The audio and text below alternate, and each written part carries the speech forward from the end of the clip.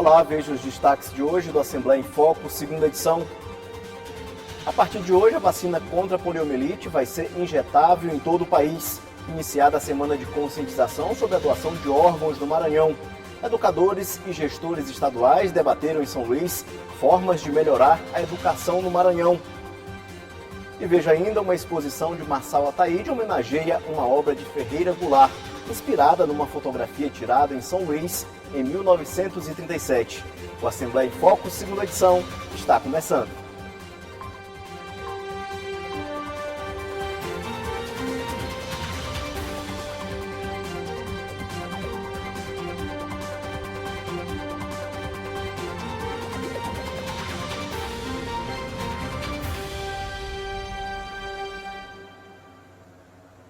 Hoje foi dia de dar adeus às gotinhas contra a poliomielite. O anúncio já havia sido feito pelo Ministério da Saúde desde setembro. A partir de hoje, o imunizante será injetável. De acordo com o governo federal, a medida pretende garantir maior segurança e atender uma recomendação internacional. A repórter Larissa Madeira tem mais informações. Segundo o Ministério da Saúde, a decisão é baseada em critérios epidemiológicos e também evidências científicas. A atualização da vacina injetável contra a poliomielite já existe em alguns países, como Estados Unidos e nações europeias. Atualmente, o esquema vacinal contempla 3 doses aos 2, 4, 6 meses e 2 doses de reforço da vacina oral, que acontece aos 15 meses e também aos 4 anos. Mas com a atualização vai sofrer modificação nesse esquema vacinal, lembrando que a vacina oral, conhecida como gotinha, ela se popularizou e ajudou a eliminar o vírus da polio em vários países. Tudo isso pela facilidade na aplicação. Aqui no Brasil, por exemplo, a polio ela é considerada extinta desde 1994, quando não existiu mais casos confirmados da doença. Apesar dela ter se popularizado por conta do personagem Zé Gotinha, agora ela deixa de existir e é importante estar atento a esse novo esquema vacinal, que com as novas doses, como eu falei, não vai haver mais a vacina oral e, portanto, passa a ser da seguinte forma: aos 2 meses, primeira dose injetável, aos 4 meses, segunda dose e aos 6 meses, terceira dose. Já aos 15 meses será feita a dose de reforço, mas não mais oral, e sim a vacina injetável. Portanto, essa é a modificação, a atualização da vacina contra a poliomielite, mas o Ministério da Saúde alerta que, apesar de não haver mais a gotinha e apesar do Brasil não ter mais casos da poliomielite, que causa paralisia infantil, é importante manter a vacinação para que casos não voltem a acontecer. A atualização, então, feita para que os pais estejam atentos a esse calendário e não deixem de vacinar os pequenos. Foi iniciada no Maranhão mais uma campanha de conscientização para a doação de órgãos e tecidos. Atualmente, em todo o estado, cerca de 900 pessoas esperam por um transplante e a solidariedade da família pode fazer a diferença na vida de quem precisa. A iniciativa da primeira semana pela mobilização da autorização eletrônica de doação de órgãos no Maranhão busca aumentar o número de doadores no estado.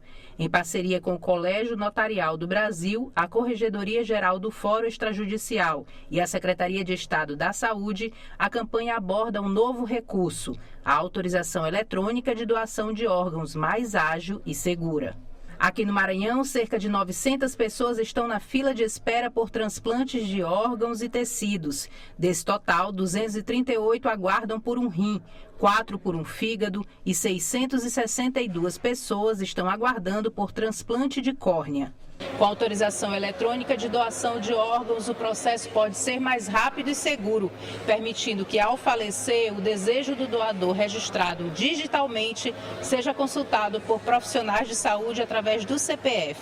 Esse sistema facilita o início do processo de doação, que pode salvar muitas vidas, especialmente para quem está na fila de espera. O procedimento é bastante simples, ele é todo informatizado. Ele é feito em 2 etapas.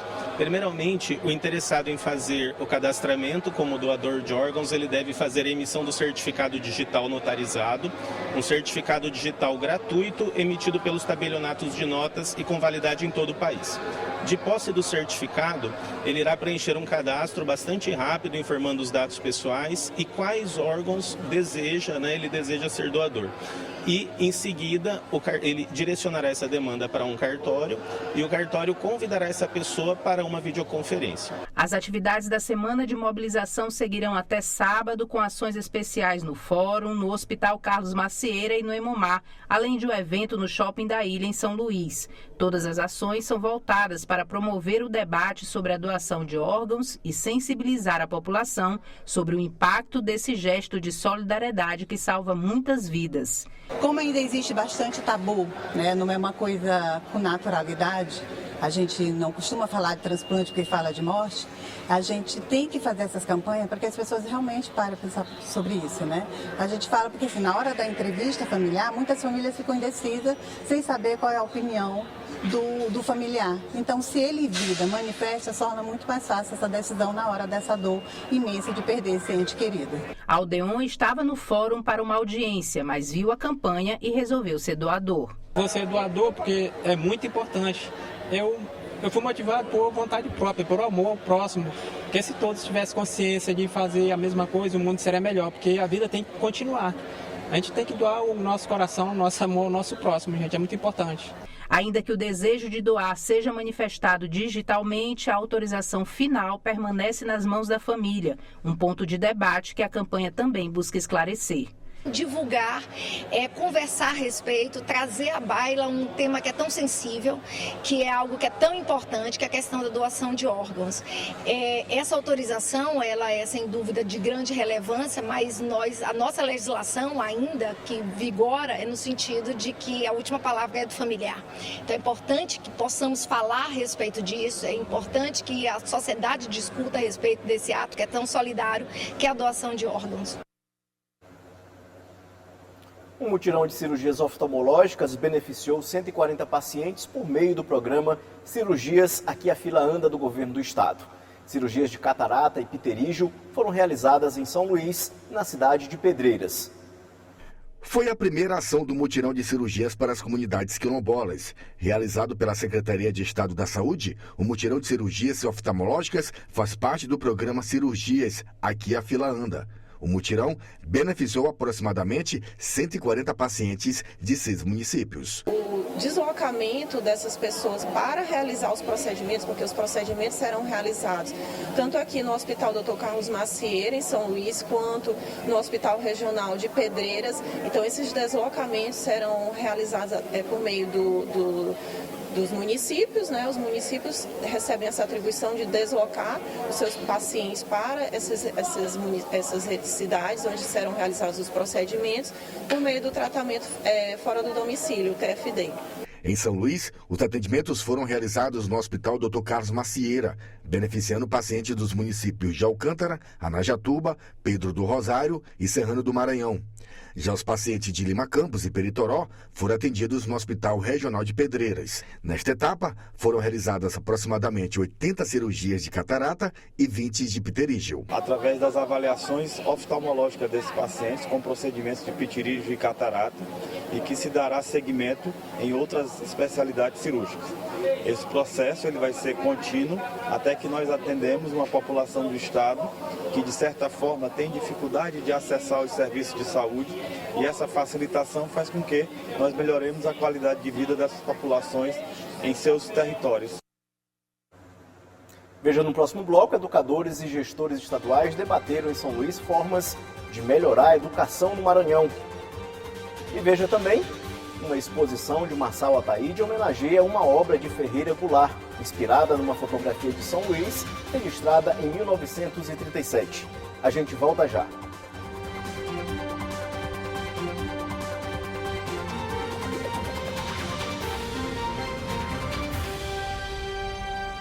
Professores e gestores de escolas estaduais participaram em São Luís de um encontro para discutir as práticas pedagógicas. Na pauta, os desafios educacionais nas séries iniciais e a educação antirracista foram temas do encontro. Este é o terceiro ciclo formativo estadual do Pacto pela Aprendizagem realizado na capital. O encontro reuniu educadores, gestores e também especialistas para discutir as práticas pedagógicas nas redes regionais e municipais de ensino do Estado. Hoje estamos dando início ao terceiro ciclo do Pacto pela Aprendizagem, uma parceria do Governo do Estado do Maranhão, do nosso governador Carlos Brandão, com todos os municípios maranhenses. Desde 2023 conseguimos 100% de adesão de todas as prefeituras e secretarias municipais, fortalecendo a educação desde a sua base, na educação infantil, nos anos iniciais, que vem culminando bons resultados e alcançando índices e o atingimento das nossas metas até chegarmos no ensino médio. Nesta edição do ciclo, o foco principal foi o debate sobre os desafios educacionais da educação infantil, alfabetização e recomposição das aprendizagens. No terceiro ciclo formativo deste ano, e teremos mais um quarto no início do ano que vem, em janeiro. É também uma cooperação com o governo federal, foi o MEC quem enviou os recursos para que a gente pudesse fazer essas formações, que são destinadas, direcionadas aos professores, professoras, técnicos e técnicas das secretarias municipais de educação que voltarão para as suas cidades para repassar esses conhecimentos. Especificamente este de hoje é na área da recomposição das aprendizagens, ou seja, voltar àquele público que teve prejuízo na época da pandemia. Então aqui a gente está falando de recuperar a aprendizagem das nossas crianças, valorizar a educação, falar de ensino, mas sobretudo de cooperação entre municípios, governo do estado e governo federal para alfabetizar o Maranhão. O evento contou com rodas de conversa, palestras e debates sobre metodologias educacionais. A educação antirracista foi um dos temas de destaque. A educação antirracista, ela tem um aspecto muito importante, porque não é possível a gente pensar a educação brasileira nos diferentes níveis e modalidades de ensino sem a gente considerar a diversidade étnico-racial presente na nossa sociedade.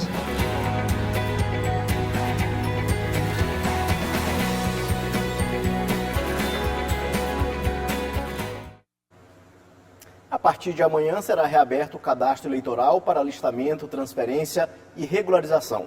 As pessoas podem buscar atendimento de forma presencial nos fóruns, cartórios e postos da Justiça Eleitoral ou de forma online no endereço eletrônico www.tre.ma.jus.br através do autoatendimento. O cadastro eleitoral estava fechado desde 8 de maio, como determina a Lei das Eleições, que prevê o fechamento 151 dias antes do pleito. Para atendimento presencial, é preciso comparecer com originais e cópias de documento oficial com foto e comprovante de residência. Em São Luís, o atendimento presencial funciona de segunda a quinta, das 13 às 19 horas, e sexta, das 8 da manhã às 2 da tarde. Veja agora como fica o tempo nesta terça-feira. Ananda Fontinelli traz a previsão para amanhã. Boa noite. Ananda. Boa noite para você. Vamos conferir a previsão do tempo para amanhã, terça-feira. Olha só, amanhã na capital, a previsão é de tempo parcialmente nublado e não tem previsão de chuva aqui na ilha. Os termômetros variam entre 26 e chegam até os 30 graus na máxima. Já em Porto Franco, região que fica mais ao sul do estado, o clima está quente por lá. A mínima é de 21, mas a máxima pode chegar até os 37 graus e o sol deve prevalecer nessa terça-feira lá na região. Na cidade de São Bento, a previsão é de solzão nessa terça, também não tem possibilidade de chuva, a mínima é de 24 e a máxima pode chegar até os 38 graus. E para a gente encerrar, vamos à cidade de Poção de Pedras. O sol aparece entre nuvens, mas não há possibilidade de chuva lá na região, então o solzão vai prevalecer. Os termômetros marcam a mínima de 23 e a máxima chega a 36 graus. É isso, amanhã a gente volta a se encontrar. Até lá! Uma imagem aérea de São Luís, registrada em 1937 pela aviadora norte-americana Amélia Earhart, foi inspiração para uma obra do escritor Ferreira Goulart. Já o artista visual maranhense Marçal Ataíde nomeou a exposição A Cidade que Houve Quando o Avião Passou, que retrata em 30 pinturas e objetos um pouco da memória cultural da capital. A exposição tem como ponto de partida um cruzamento fascinante de tempos e espaços.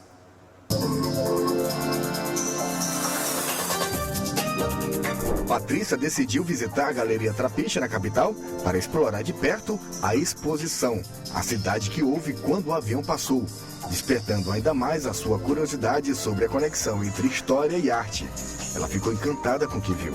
Muita coisa interessante, porque, como fala ali, né, o catálogo da exposição aérea. Então, quando você vê e se delicia com cada pontinho, é bem interessante. Muito diferente, né? Bem diferente. Aberta ao público, a exposição A Cidade que Houve Quando o Avião Passou, do artista visual maranhense Marçal Ataíde, apresenta 30 telas inspiradas no poema Uma Fotografia Aérea, de Ferreira Goulart. As obras dialogam com a poesia e a memória cultural de São Luís, explorando a relação entre arte e identidade local. Fotografia aérea, na verdade, esse poema do Goulart começou quando ele, nos anos 1960, ele se deparou num arquivo com a foto tirada nos anos de 1937, mais ou menos, de uma aviadora americana chamada Amelia Earhart, que passou sobre São Luís, sobrevoou e tirou essa foto.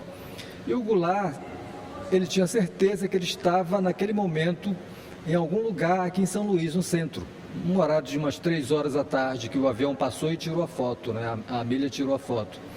E ele desenvolve esse poema que é maravilhoso, né? E a partir desse poema eu fiz essa série de trabalhos, inspirado tanto no poema do Goulart quanto nessa fotografia. Técnicas de guache aplicadas sobre relevo em caixa de madeira, acompanhadas de pintura a óleo sobre relevos de madeira. Este projeto, que começou durante a pandemia, foi desenvolvido ao longo de 2 anos. São 30 trabalhos ao todo, com técnicas em guache, sobre relevo, sobre uma caixinha de madeira, né? E alguns relevos também a óleo, alguns relevos sobre madeira e também alguns trabalhos em tinta acrílica. Dona Eudaci, acompanhada da filha, visitou a exposição e ficou emocionada com os detalhes da recriação e da interpretação histórica e artística. Eu não sei pintar, mas acho muito bonito quem pinta e tal. Você vê coisas pequenas, demonstrando trechos de São Luís muito bonitos, muito conservados, muito visitados pela gente, né? Então isso é uma coisa muito bonita para se ver. A mostra, que traz à tona a poderosa conexão entre a memória e a imaginação, está aberta à visitação até o dia 2 de dezembro, de segunda a sábado, na Galeria Trapiche, Centro Histórico de São Luís. Um passeio cultural gratuito e imperdível.